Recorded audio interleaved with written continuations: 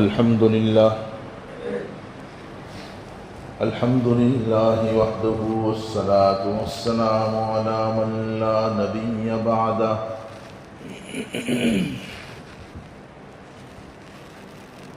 أعوذ بالله من الشيطان الرجيم بسم الله الرحمن الرحيم ولله على الناس حج البيت من استطاع إليه سبيلا صدق الله مولانا العظيم وصدق رسوله النبي الكريم ونحن على ذلك لمن الشاهدين والشاكرين والحمد لله رب العالمين۔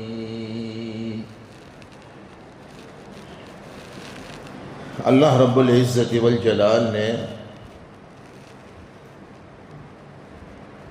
اپنے وفادار بندوں میں اصحاب استطاعت پر حج کو فرض فرمایا، تو جو لوگ شریعت کے دائرے میں رہ کر سنت کے مطابق گناہوں سے بچتے ہوئے مال حلال کے ساتھ حج کی ادائیگی کا اہتمام کرتے ہیں، ان کے لیے بڑے فضائل ہیں۔ لیکن اللہ کے رسول صلی اللہ علیہ وسلم نے امت کے اس طبقے کو بھی محروم نہیں رکھا جن کے پاس مال کے اعتبار سے یا کسی اور اعتبار سے حج کرنے کی استطاعت اور طاقت نہیں ہے۔ چند اعمال حضور نے ایسے بتلائے ہیں جن کا اگر اہتمام کر لیا جائے تو اگرچہ ان اعمال کا اہتمام کرنے والوں کا حج ادا تو نہیں ہو جائے گا، یعنی اگر ان پر حج فرض تھا تو وہ فرضیت باقی رہے گی، البتہ ادائیگی کے بغیر حق تعالی آخرت میں انہیں حج کا اجر ضرور عطا فرمائیں گے۔ سمجھیں؟ گزشتہ میں نے 2 عمل بتلائے تھے۔ پہلا عمل یہ بتلایا تھا کہ اگر کسی میں حج کی سچی طلب ہے اور پختہ نیت ہے کہ جیسے ہی میرے اوپر حج فرض ہو جائے گا یا مجھ میں استطاعت اور طاقت ہو جائے گی، پہلی فرصت میں حج ادا کروں گا۔ حاجیوں کو دیکھ کر کے ترفدہ ہیں، ایک طلب پیدا ہو جاتی ہے کہ کاش میرے پاس بھی اگر وسعت ہوتی، گنجائش ہوتی، طاقت ہوتی تو میں بھی ضرور حج ادا کرتا۔ دیکھو، یہ طلب وہ عمل ہے جس پر اللہ تبارک و تعالی حج کا ثواب عطا فرماتے ہیں، میں نے گزشتہ تفصیل سے بتلایا تھا۔ دوسرا عمل حجاج کرام کی نصرت اور ان کے بعد ان کے گھر والوں کی خدمت۔ اگر کوئی شخص کسی حاجی کی نصرت کرتا ہے، مدد کرتا ہے نیک نیتی سے، اب اس کا اعلیٰ طریقہ اور درجہ تو یہ ہے کہ مکمل حج کا انتظام کر رہا ہے، اتنا پیسہ دے رہا ہے۔ ادنا درجہ یہ ہے کہ اپنی بساط کے مطابق جو کچھ بھی اس کا تعاون کر سکتا ہے، نیک نیتی سے اس کا تعاون کر رہا۔ اب یہاں کچھ مسائل بھی میرے ذہن میں اللہ کی توفیق سے آئے ہیں، میں سمجھتا ہوں اس کو بتلا کر آگے بڑھنا چاہیے۔ حاجیوں کو حج سے پہلے بہت سے رشتہ دار، ملنے جلنے والے ہدیے ہدایے دیتے ہیں۔ سب سے بہترین ہدیہ پیسہ دیجیے۔ کیا دیجیے؟ ہر بندہ کپڑے کا ایک ایک جوڑا اگر دے گا تو 20 لوگ ملنے کے جائیں، وہ 20 جوڑے کیا کرے گا وہ بندہ؟ وغیرہ وغیرہ. پیسہ ہر چیز میں کام آنے والی چیز ہے. تو سوال یہ ہے کہ حاجی صاحب کو اپنا دوست ہیں، رشتہ دار ہیں، جو بھی ہیں، ملنے والے کو ایسے کور شور دینا جائز ہے کہ نہیں؟ حکم یہ ہے کہ یہ دیکھا جائے کہ دینے والے کا جذبہ اور نیت کیا ہے. اگر سماج میں ایک رسم بنی ہوئی ہے کہ اب بھائی ہیں، رشتہ دار ہے تو دینا تو پڑے گا، نہیں دیں گے تو کیا ہوگا، طاقت نہیں ہے، گنجائش نہیں ہے، وسعت نہیں ہے، پھر بھی کہیں سے یہاں وہاں سے لا کر دے، بالکل غلط ہے. نمبر 2، اس نیت سے دے رہا ہے کہ بھائی اپنے اگر 1000 کا کور دیں گے تو کم سے کم 1500 تک کا تو اپنے کو ہدیہ ملنے ہی والا ہے بعد میں. یہ سب ہوتا ہے ہمارے سماج میں. اگر کسی کی نیت ایسی ہے تو ایسی صورت میں بھی ہدیہ لینا دینا جائز ہی نہیں ہے. ہاں البتہ اگر کسی کا جذبہ واقعتاً بہت نیک ہے، اسی حدیث پر عمل کرنے کے لیے ایک آدمی کے پاس 1 لاکھ روپے ہیں تو وہ 1 لاکھ ہدیہ دے رہا ہے، 1000 ہے تو وہ 1000، جتنی وسعت اور گنجائش ہے. جذبہ یہ ہے کہ میرا یہ پیسہ، یہ میرا دوست، یہ میرا رشتہ دار، یہ میرا بھائی حج کے دوران استعمال کرے گا، مجھے ثواب ملے گا. میرے استاد محترم جب ہم جا رہے تھے تو مجھے ایک رقم دی 1000-1500 روپیہ، اور مذاق میں کہا دونوں میاں بیوی وہاں حرم کے سامنے بیٹھ کر آخری کھانا اس کا. اگر جذبہ یہ ہے تاکہ یہ ہمارا پیسہ وہاں استعمال ہو تو یہ ہماری سعادت کی، بے شک ایسے ہدیوں کی قدر کیجئے، بے شک اس کو لینا جائز ہے. جہاں تک تعلق ہے حاجیوں کی دعوت کا، چلو یہ بھی سن لو، چونکہ حج کا زمانہ چل رہا ہے اور یہ سب چیزیں ہمارے یہاں ہوتی ہیں. حاجی کی دعوت کا حکم بھی یہی ہے. یہ دیکھا جائے کہ کس جذبے سے، کس نیت سے دعوت کی جاتی ہے. کیا اس لیے کہ بھائی ہمارا داماد ہے تو اب دعوت تو کرنی پڑے گی، اب وہ 2 کی وجہ سے 20 لوگوں کی دعوت کرنی پڑ رہی ہے. سماج میں ایک طریقہ اور ایک رواج چل رہا ہے، اس لیے غلط ہے. نیک نیتی سے دعوت کی جا رہی ہے تو اس کی گنجائش ہے. کوئی اور حاجی کی دعوت کرے تب بھی گنجائش ہے، یا خود حاجی صاحب سب کی دعوت کرے رشتہ داروں کی تب بھی لیکن کب؟ خدا نخواستہ ریاکاری مقصود ہے، 200 آدمی کا کھانا دعوت کر رہا ہے یا اس سے بھی زیادہ، مقصد اچھا نہیں ہے، نیت درست نہیں ہے، تاکہ پتہ تو چلے کہ ہمارا بیٹا جا رہا ہے، اور اگر ویسے ہی چلے گئے تو لوگ کیا کہیں گے کہ دیکھو چپ چاپ دعوت بھی نہیں کھلائی، تو غلط ہے. لیکن اگر کسی شخص نے اپنے رشتہ داروں کی حج میں جانے سے پہلے اس نیت سے دعوت کی، اللہ نے مجھے دیا ہے تو رشتہ داروں کو تو کھلانے کے لیے بہانے ہی چاہیے. میرے بھائیوں یہ مزاج بناؤ، دعوتیں اپنے رشتہ داروں کی کرو، نیک لوگوں کی کرو. ہمارے یہاں یہ مزاج اور رواج بہت کم ہے. رشتہ داروں کو مختلف بہانوں سے کھلاؤ. چنانچہ نیت یہ ہے کہ میرے رشتہ دار بیچارے غریب ہیں، مجھے اللہ نے مال دیا ہوا ہے، میں اگر 500 آدمی کو بھی کھلاؤں گا تو کوئی فرق نہیں پڑے گا. اور سب سے بڑی بات یہ ہے کہ میرے رشتہ داروں کے لیے ایک ہی وقت میں ایک ہی جگہ میں ملنا آسان ہو جائے گا. دیکھو یہ مقصد. ظاہر بات ہے جب میں جاؤں گا سب ملنے آئیں گے یا مجھے ملنے جانا پڑے گا، ایک ہی جگہ سب کو بلا لیتے ہیں، دعوت کر دیتے ہیں، کھانا بھی ہو جائے گا، رشتہ داروں کا حق بھی ادا ہو جائے گا، سب سے ملنا بھی ہو جائے گا، علیک سلیک اور دعا سلام اور کہاں سنا معاف بھی کروا لیا جائے گا. تو کوئی یہ نیت ہے تو اس کی گنجائش ہے. بہرحال حج میں جو بندہ جا رہا ہے اس کا تعاون کرنا مکمل ہو یا جتنی حیثیت ہو اس کے مطابق. اچھا اس کے بعد اس کے گھر والوں کی بوقت ضرورت خدمت کرنا، جو بھی ضرورت پیش آ جائے، اس کے بچوں، اس کے بوڑھے ماں باپ، اس کے گھر والوں کو جس قدر ہم سے ہو سکے ان کی خدمت نیک نیتی سے کر دینا. اس کا ثواب بھی حضور فرماتے ہیں حج کے برابر ہے۔ سمجھیں، یہ 2 عمل، آج 4 اعمال بتلانا چاہتا ہوں، اللہ کرے کہ وقت میں گنجائش ہو جائے۔ ابو داؤد شریف میں اور مسند احمد میں یہ روایت ہے جو میں عرض کرنا چاہتا ہوں۔ تیسرا عمل، اگر کوئی بندہ نماز فرض کی ادائیگی کے لیے گھر سے باوضو ہو کر نکلا، آگے حدیث شریف مسجد کا تذکرہ اگرچہ نہیں ہے، لیکن تمام علماء محققین اور مفسرین اور مترجمین نے لکھا ہے کہ اس سے مراد مسجد، جو ظاہر بات ہے فرض نماز کہاں ادا ہوتی ہے؟ مسجد ہی میں ادا ہوتی ہے، لہذا مطلب یہی ہے۔ عمل کیا ہے بھائی ذرا بولو؟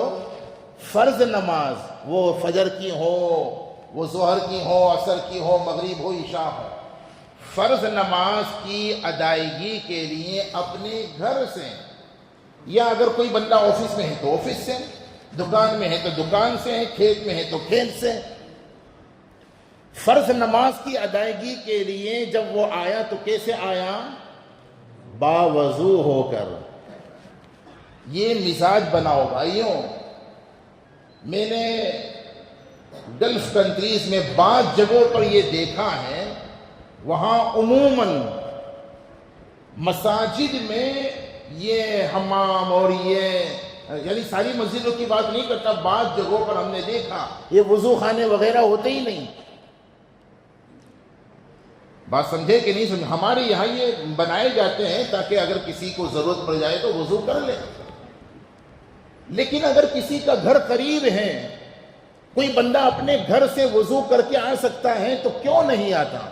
حدیث میں آتا ہے کہ جو شخص اپنے گھر سے نماز فرض ادا کرنے کے لیے باوضو ہو کر کے آتا ہے، اللہ رب العزت اس کو وہی اجر و ثواب عطا فرماتے ہیں جو ایک حاجی کو احرام باندھ کر نکلنے پر عطا کرتے ہیں۔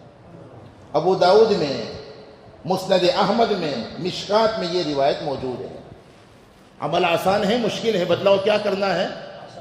کیا کرنا ہے؟ وضو کہاں سے کر کے آنا ہے؟ گھر سے۔ گھر سے ہیں، گھر پہ ہیں تو وضو کر کے ہی آئیے۔ اگر آفس میں آپ کے وضو کا انتظام ہے تو آفس سے وضو کر کے ہی آئیے، دکان میں انتظام ہے تو دکان سے وضو کر کے ہی آئیے، کھیت میں ہے تو وہاں اگر انتظام ہے تو وضو کر کے ہی آئیے۔ اس سے کتنا فائدہ ہوگا؟ میں نے رمضان میں بھی توجہ دلائی تھی، لیکن جو لوگ توجہ نہیں دیتے ہیں ان کو کتنا ہی کہیں وہ نہیں سمجھتے ہیں، عمل نہیں کرتے ہیں۔ ہم نے کہا تھا کہ بھائی کم سے کم 5-5 ہزار روپے ہر پابند نمازی مسجد میں رمضان میں لکھوائیں، اور یہ جو لکھوائیں گے وہ اپنے اماموں کو نہیں دیں گے تم، وہ جو روزانہ 5 وقت نمازیں پڑھتے ہو، جس میں پانی استعمال کرتے ہو، بجلی استعمال کرتے ہو، نہ جانے وہ تو اسی میں خرچ ہو سکتا ہے۔ یہ میں نے کہا تھا اے کاش کہ یہ باتیں اچھی سنجیدگی سے لی جائیں اور اس کو سمجھ کر عمل کیا جائے۔ تو آمین تو کہو یار۔ دیکھو کیسے آمین کہا۔ اللہ کرے کہ یہ باتیں عمل میں آ جائے۔ اگر ایسا کیا تو مسجد کا پانی بچے گا۔ اور بہت سی چیز، بعض لوگ وضو ایسے کرتے ہیں کہ وضو کی جو بیٹھک ہے اس کو خراب کر دیتے ہیں، اس کے بعد جب کوئی دوسرا بندہ وضو کرنا چاہے تو اس کا پیچھے کا حصہ خراب ہو سکتا ہے۔ پھر یہ جو توال رکھے ہوئے ہیں بعض، وہ وضو کے اعضاء پوچھنے کے لیے ہیں۔ حضور اکرم صلی اللہ علیہ وسلم بہت سی مرتبہ عموماً گرمیوں کے زمانے میں اعضائے وضو پوچھا نہیں کرتے تھے۔ حدیث شریف میں اس کی فضیلت ہے کہ وضو کرنے کے بعد اپنے اعضاء کو اگر ضرورت نہ ہو، ٹھنڈی وغیرہ نہیں لگ رہی تو مت پوچھیے۔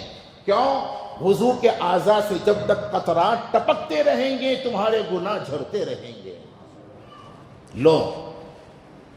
لوگ یہاں وضو کرتے ہیں، ہر جگہ یہی ہوتا ہے، اور بے دردی سے پانی استعمال کرتے ہیں۔ ایک مرتبہ وضو کے لیے نل کھول دیا، اب یہ نل بند کب ہوگا؟ جب دوسرا پیر دھو لیا تب بند ہوگا، اور مسلسل پانی گر رہا ہے۔ یہ فضول خرچی ہے، اس کا گناہ ہوگا۔ آپ سمجھیں ان باتوں کو۔ میں بہت ذمہ داری سے ایک ایک جملہ اللہ کے فضل سے استعمال کر رہا ہوں۔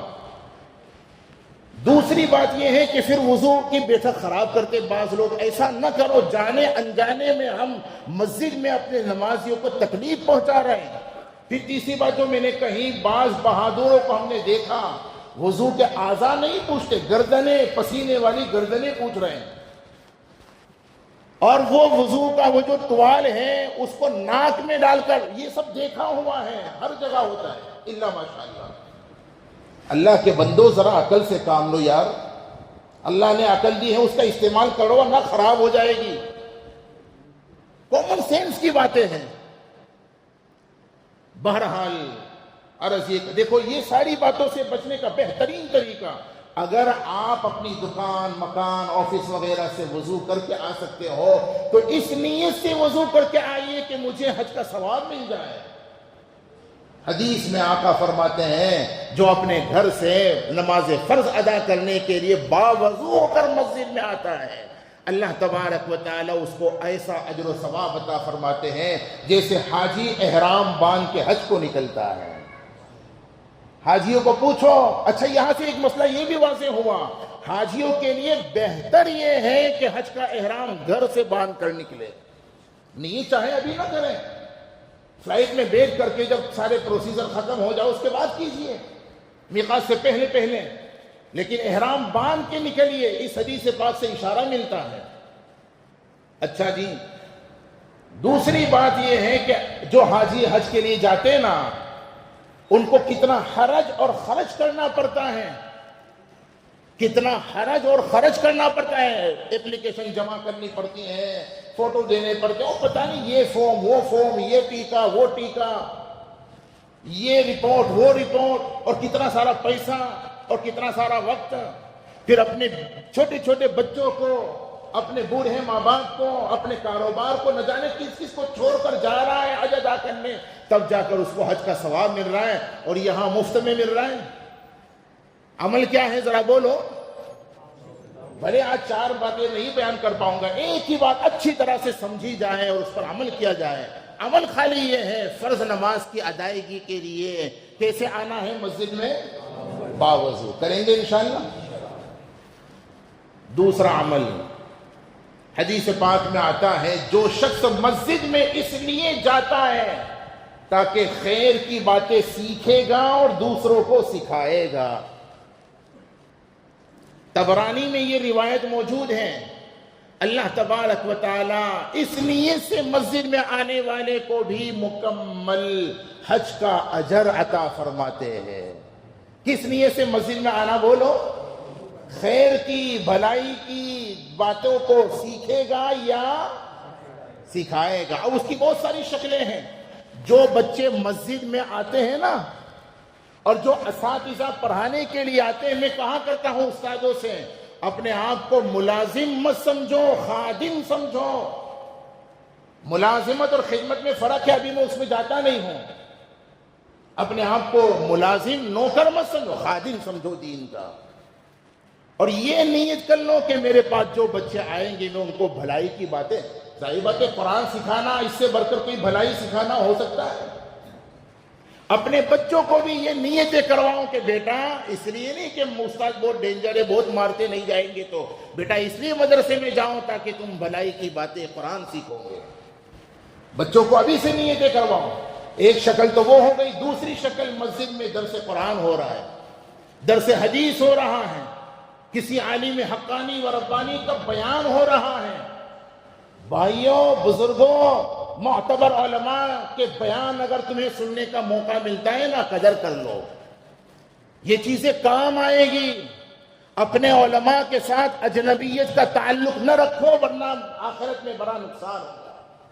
ان کے ساتھ اپنائیت کا تعلق رکھو, ان کے علم سے فائدہ اٹھاؤ, ان کے درس قرآن اور درس حدیث اور ان کے بیانات سے فائدہ اٹھاؤ. اگر کسی مسجد میں یہ بیان ہوتا ہے اور آپ اس نیت سے آتے ہیں کہ سیکھنے ملے گا, خیر کی باتیں سیکھنے ملے, بہت ذمہ داری سے کہتا ہوں, حدیث میں ہے جو مسجد میں اس لیے آتا ہے تاکہ خیر کی باتیں سیکھے یا سکھائیں, تو اس نیت سے آنے والے کو بھی اللہ تبارک و تعالی آخرت میں حج کا اجر عطا فرمائیں گے. چلو تیسرا چوتھا بھی جلدی سے سن لو. نمبر 3، کل ملا کے یہ 5واں عمل ہوا. 5واں عمل نماز فجر ادا کرنے کے بعد اعلیٰ درجہ تو یہ ہے کہ جس جگہ نماز فجر ادا کی اسی جگہ بیٹھ کر، اور درمیانی درجہ یہ ہے کہ اس جگہ سے اٹھ کر مسجد کے کسی بھی مناسب جگہ میں بیٹھ کر، اور ادنا درجہ یہ ہے کہ مسجد سے گھر جا کر، مثلا اپنے گھر میں بیٹھ کر کے نماز اشراق کا وقت ہونے تک ذکر میں مشغول رہا، تلاوت قرآن پاک میں مشغول رہا، دعا میں مشغول رہا، وغیرہ وغیرہ. تو اس عمل پر اچھا اس کے بعد پھر جب نماز اشراق کا وقت ہو گیا تو صرف 2 رکعت نماز پڑھ لی مسجد میں یا اپنے گھر جا کر کے. اللہ تبارک و تعالی اس پر ایک مکمل، ترمذی شریف کی حدیث، مشکات شریف کی یہ حدیث، اللہ تبارک و تعالی فجر کی نماز جماعت کے ساتھ پڑھنے کے بعد جو شخص اشراق تک ذکر و اذکار میں مشغول رہا، جس کی تفسیر و ترتیب انہیں بتلائی، اور پھر اشراق کا وقت ہوتے ہی خالی 2 رکعت نماز پڑھ دی، اللہ تعالیٰ اس کو مکمل حج کا اجر عطا فرمائیں گے. کروں گے انشاءاللہ. کوئی ضروری نہیں ہے کہ آپ یہیں بیٹھے رہیں، آپ چاہے تو اپنے گھر چلے. اللہ کا احسان ہے، رمضان میں کتنی جلدی نماز ہو، لیکن اللہ کے فضل سے میرا معمول ہے اشراق کے وقت تک اپنے معمولات میں مشغول. یہ میں خدا نخواستہ اپنے اظہار کے لیے نہیں بتلا رہا، کہنے کا منشا یہ ضروری نہیں ہے کہ آپ مسجد ہی میں بیٹھے رہیں. اعلیٰ درجہ اگرچہ یہی ہے، لیکن ادنا درجہ یہ بھی ہے کہ آپ اگر مسجد کے بجائے اپنے گھر جا کر کے ذکر و اذکار مشغول، آپ آرام کیجئے، لیکن اس کے بعد اتنا سا وقت آپ تھوڑا سا اللہ اللہ میں گزار دیجئے. کروں گے انشاءاللہ. تو فائدہ کیا ہوگا؟ اللہ پاک حج کا اجر عطا فرمائیں گے. چوتھا عمل بھی سن لو جلدی سے. حدیث پاک میں آتا ہے، بخاری شریف میں، مسلم شریف میں، مشکات شریف میں، یہ روایت جو میں بیان کرنے جا رہا ہوں جس کا خلاصہ یہ ہے، جو شخص بھی نماز کے بعد تسبیحات کا اہتمام کر لے. کس کا؟ تسبیحات سے مراد 33 مرتبہ، بولو بولو بولو، 33 مرتبہ سبحان اللہ، 33 مرتبہ الحمدللہ، 33 مرتبہ. اب اس کے 4 طریقے بیان کیے ہیں، چاروں کی الگ الگ فضیلتیں ہیں، لیکن حج کی جو فضیلت ہے وہ عمل میں نے بتلایا. سمجھے نا؟ وہ جو غریب صحابہ آئے تھے نا حضور کی خدمت میں مالداروں کی عجیب شکایت لے کر کہ حضور جیسے مالدار نمازیں پڑھتے ہم بھی پڑھ رہے، مالدار قرآن پڑھ رہے ہم بھی پڑھ رہے، یہ مالدار دعائیں مانگ رہے ہم بھی مانگ رہے، یہ اگر تسبیحات کا اہتمام ہم بھی کر رہے ہیں، لیکن چونکہ ان کے پاس مال زیادہ ہے تو یہ صدقے کر رہے ہیں، خیرات کر رہے ہیں، زکاتیں دے رہے ہیں، قربانیاں کر رہے ہیں، حج کر رہے ہیں، عمرے کر رہے ہیں، اور ہم تو محروم ہیں سارے اجر سے. تب حضور نے فرمایا تھا کہ میں تمہیں ایک عمل نہ بتاؤں کہ اگر تم اس کا اہتمام کر لو تو اللہ پاک مالداروں کو حج عمرہ کرنے کے بعد جو اجر و ثواب عطا کرتے وہ تمہیں اس کے بغیر ہی عطا کر دیں گے. یا رسول اللہ ضرور بتلائیے. تب ہمارے آقا نے فرمایا ہر نماز کے بعد 33 مرتبہ سبحان اللہ، 33 مرتبہ الحمدللہ، 33 مرتبہ اللہ اکبر. اب حضور نے جب یہ بتلایا کہ جب یہ تم عمل کرو گے تو اللہ تعالیٰ تمہیں حج کا اجر عطا فرمائیں گے. صحابہ نے عمل شروع کیا تو مالداروں کو پتا چلا، انہوں نے بھی شروع کر دیا. اب پھر وہ واپس آئے غریب لوگ، حضور وہ مالداروں نے بھی سن لیا اور عمل شروع کر دیا. فرمایا ذالک فضل اللہ یؤتیہ من یشاء، یہ توفیق بھی اللہ خوش نصیبوں ہی کو دیتے ہیں. تو بہرحال ہر نماز کے بعد یہ تسبیح ضرور. میرے بھائیوں بزرگوں، یہ جو مزاج ہے نا نماز کے سلام پھرتے ہی فوراً بعض لوگ ایسے بھاگتے ہیں جیسے کوئی ڈنڈا لے کر بھگا رہی ہو، بالکل غلط طریقہ ہے.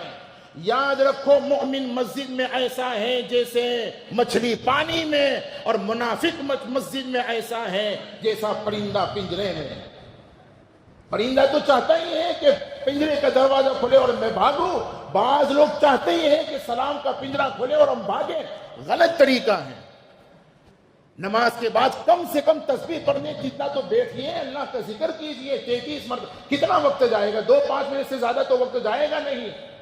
ارادہ کیجئے کہ انشاءاللہ ضرور اہتمام کریں گے، فوراً نماز کے بعد بھاگیں گے نہیں. بولو انشاءاللہ. ہاں ضرورت واقعہ کسی کو بہت شدید پیشاب وغیرہ کا تقاضا ہے یا بہت شدید کوئی اور تقاضا، وہ ایک الگ مسئلہ ہے، باقی یہ طریقہ ہی غلط ہے، نماز کے بعد فوراً بھاگ رہے۔ اہتمام کیجئے، نماز کے بعد کچھ ذکر و اذکار کیجئے، کچھ دعا میں اپنے آپ کو لگائیے، کرو گے انشاءاللہ اللہ تعالیٰ عمل